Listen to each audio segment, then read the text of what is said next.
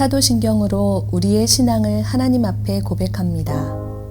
전능하사 천지를 만드신 하나님 아버지를 내가 믿사오며 그 외아들 우리 주 예수 그리스도를 믿사오니 이는 성령으로 잉태하사 동정녀 마리아에게 나시고 본디오 빌라도에게 고난을 받으사 십자가에 못 박혀 죽으시고 장사한 지 사흘 만에 죽은 자 가운데서 다시 살아나시며 하늘에 오르사 전능하신 하나님 우편에 앉아 계시다가 저리로서 산 자와 죽은 자를 심판하러 오시리라. 성령을 믿사오며 거룩한 공회와 성도가 서로 교통하는 것과 죄를 사하여 주시는 것과 몸이 다시 사는 것과 영원히 사는 것을 믿사옵나이다. 아멘.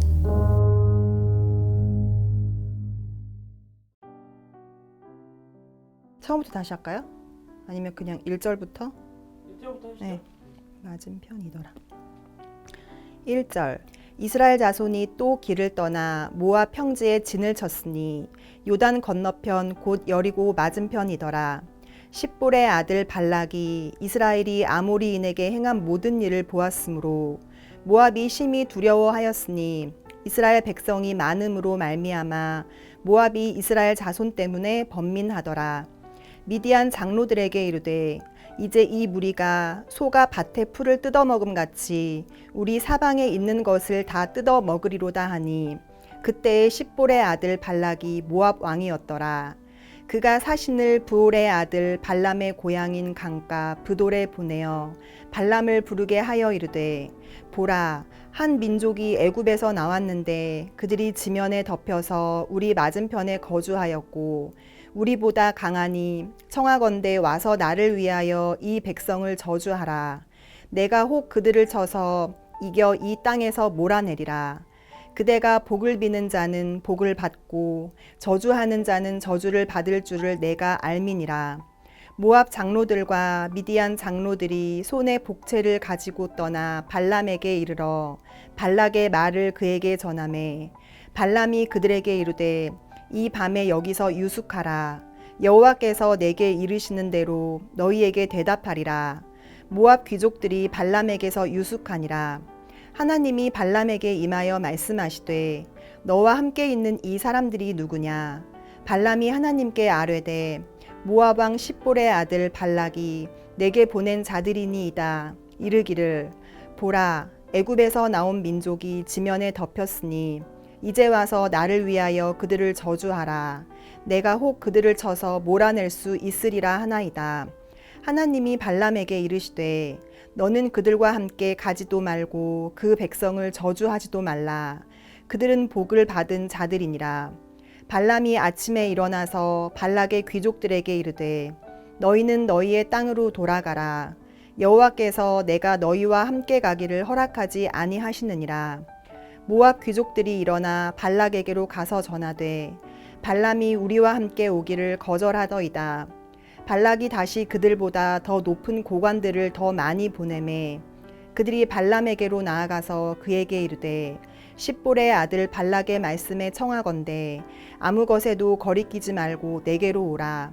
내가 그대를 높여 크게 존귀하게 하고 그대가 내게 말하는 것은 무엇이든지 시행하리니 청하건대 와서 나를 위하여 이 백성을 저주하라 하시더이다. 발람이 발락의 신하들에게 대답하여 이르되 발락이 그 집에 가득한 은금을 내게 줄지라도 내가 능히 여호와 내 하나님의 말씀을 어겨 덜하거나 더하지 못하겠노라. 그런즉 이제 너희도 이 밤에 여기서 유숙하라. 여호와께서 내게 무슨 말씀을 더하실는지 알아보리라. 밤에 하나님이 발람에게 20절 밤에 하나님이 발람에게 임하여 이르시되 그 사람들이 너를 부르러 왔거든. 일어나 함께 가라. 그러나 내가 내게 이르는 말만 준행할지니라. 네, 오늘 설교의 제목은 하나님의 말씀을 따르자라는 제목으로 말씀 선포하려고 합니다. 민수기 22장 1절에서 20절까지의 말씀입니다. 광야에 40년간 방황하면서 진행하지 못하던 이스라엘 백성은 이제 거침없이 가나안 땅을 향해 나아가게 됩니다. 이제 가나안 입성을 앞두고 모압 평지에 진영을 펼쳤습니다. 그러나 이를 본 모압의 왕 발락은 자신의 식으로 이스라엘을 대적하고자 하죠. 그러나 실제 그가 대적한 것은 무엇입니까? 누구입니까? 그가 실제로 대적한 것은 이스라엘이 아닌 이스라엘을 인도하여 가시고 이끌어가는 하나님이었다라는 거죠. 그렇다면 우리의 삶은 어떠합니까? 여호와 앞을 두려워하는 삶을 사십니까? 여호와 하나님을 의지하는 삶을 사십니까? 오늘 말씀을 통하여 하나님의 말씀에 따라 순종하는 자들이 되시기를 주님의 이름으로 축원드립니다. 말씀을 따르지 않으면 번민과 발악을 하게 된다라고 말하고 싶습니다. 2절과 3절입니다. 십볼의 아들 발락이 이스라엘이 아모리인에게 행한 모든 일을 보았으므로 모압이 심히 두려워하였으니 이스라엘 백성이 많음으로 말미암아 모압이 이스라엘 자손 때문에 번민하더라 라고 나와 있죠. 모압 왕 발락이 이스라엘의 승전보를 듣고 두려움과 번민에 사로잡힙니다. 번민이라고 하는 것이 무엇입니까? 번민이라는 것은 마음이 번거롭고 답답하여 괴로워함이라는 뜻을 가지고 있죠. 우리 성도님들 마음이 답답하고 괴로워 본 적이 있으시죠? 마음이 답답하고 괴로울 때 우리 성도님들은 무엇을 하십니까? 고민이 있을 때, 염려가 있을 때 무엇을 하십니까? 우리가 번민할 때, 마음이 답답하고 괴로울 때 해야 하는 것은 분명합니다. 그것은 하나님을 인정하고 두려워하는 것입니다. 발락도 마찬가지였습니다. 발락이 번민할 때 이스라엘이 하나님을 인정하고 두려워하는 것이 가장 큰 했어야 한다라는 거죠. 그러나 발락은 어떻게 행동합니까? 발락은 군사적인 맞대응으로는 승리할 수 없음을 알고 도리어 비군사적인 방법, 즉 복수를 의지하는 것을 볼 수 있죠. 그렇다면 복술이 무엇입니까? 복술이라는 것은 점을 쳐서 장례사를 예언하는 사술이나 그러한 일을 행하는 사람을 이야기하죠. 고대 세계 중근동 지방에서는 이런 사술이 유행하였다라고 말씀에 나와 있습니다. 하나님은 이런 행위를 결코 용납하지 않으셨으며 복술자들을 모두 쫓아낼 것을 명하시기도 하셨죠. 레위기 19장 26절에 이렇게 나와 있습니다. 너희는 무엇이든지 핏째 먹지 말며 점을 치지 말며 술법을 행하지 말며라고 이야기합니다. 또 신명기 18장 10절에서 12절이 이렇게 나와 있습니다. 그의 아들이나 딸을 불가운데로 지나게 하는 자나 점쟁이나 길흉을 말하는 자나 요술하는 자나 무당이나 진언자나 신접자나 박수나 초혼자를 너희 가운데 용납하지 말라. 이런 일을 행하는 모든 자를 여호와께서 가증히 여기시나니 이런 가증한 일로 말미암아 내 하나님 여호와께서 그들을 내 앞에서 쫓아내시느니라 라고 말합니다. 하나님을 믿지 않는 자들은, 하나님을 모르는 자들은 하나님을 인정하는 대신에 그가 동원할 수 있는 것을 다 동원합니다. 그것이 얼마나 어리석은 행동인지 모르기 때문이죠.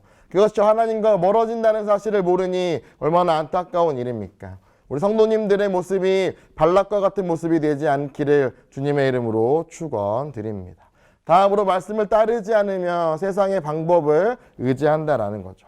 오늘 본문 5절에서 20절의 말씀을 보면 나와 있습니다. 제가 몇 절만 한번 읽어보도록 하겠습니다. 6절입니다. 우리보다 강하니 청하건대 와서 나를 위하여 이 백성을 저주하라. 내가 곧 그들을 쳐서 이겨 이 땅에서 몰아내리라. 그대가 복을 비는 자는 복을 받고 저주하는 자는 저주를 받을 줄을 내가 알미니라 라고 말합니다. 또 15절입니다. 발락이 다시 그들보다 더 높은 고관들을 더 많이 보내매 라고 나와 있습니다. 발락은 두둑한 목재를 준비하여 모압과 미디안 장로들을 발람에게 보내죠. 그가 선언하는 축복과 저주의 힘이 얼마나 강한지를 인정하며 쫓겨 세우고 돈으로 매수하여 이스라엘을 향해 저주를 선포하도록 당부합니다. 그러나 발람이 어떻게 행동합니까? 발람이 발락의 제안을 거절하는 것을 볼 수 있죠. 그러자 발락은 포기하지 않고 더 강력한 제안을 가진 더 믿을 만한 사절단을 보내서 설득하려고 하는 것을 볼 수 있습니다. 이처럼 세상은 하나님을 믿는 자들을 넘어뜨리기 위해 집요하고 철저하게 우리를 괴롭힙니다. 하나님을 믿지 않는 가족들이 신앙생활을 하는 것을 어렵게 하고 핍박하는 것, 예배의 자리에 나오지 못하게 하는 것, 이것이 얼마나 큰 죄인지 깨닫지 못하기 때문이죠. 그러나 발람은 어떠한 사람입니까? 발람은 하나님을 믿는 자였고 하나님께 묻는 자였습니다. 그렇기에 우리도 하나님 앞에 온전히 나아가는 귀한 자들이 되어야 한다는 거죠. 발람에게 하나님의 말씀이 기준이 되지 않았다면 발람은 발락의 제안을 거부할 이유가 없었다는 겁니다. 그러나 발람은 하나님을 믿는 자였기 때문에 발락의 강력한 제안을 거절할 수 있었다는 것을 분명히 기억하시기 바랍니다. 이처럼 하나님의 자녀들은, 하나님의 사람들은 세상 가운데 휘둘려서는 안 됩니다. 재물을 의지하는 삶이 아니라 하나님의 말씀을 붙드는 삶을 살아야 한다는 것을 우리는 기억해야 하죠. 하나님께 묻는 삶을 살아가시기를 바랍니다. 마지막으로 말씀을 따르는 자들은 하나님의 명령에 순종하는 자들이라고 이야기합니다. 12절에 이렇게 나와 있죠. 하나님이 발람에게 이르시되 너는 그들과 함께 가지도 말고 그 백성을 저주하지도 말라. 그들은 복을 받을 자들이니라 라고 말합니다. 또 20절에 이렇게 나와 있습니다.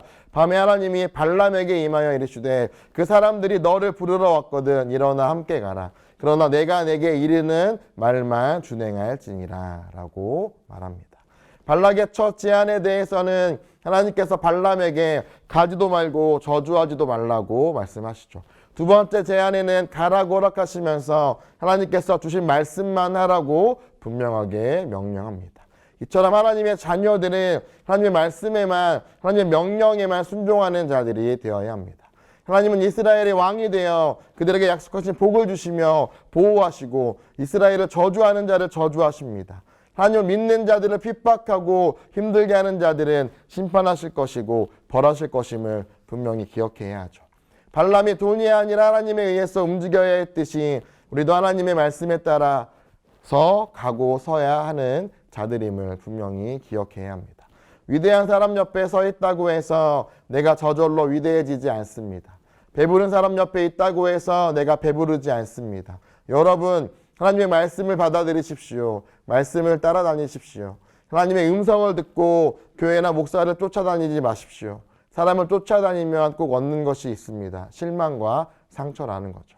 예수 그리스도를 바라보십시오. 하나님의 말씀을 쫓아 나아가시기를 바랍니다.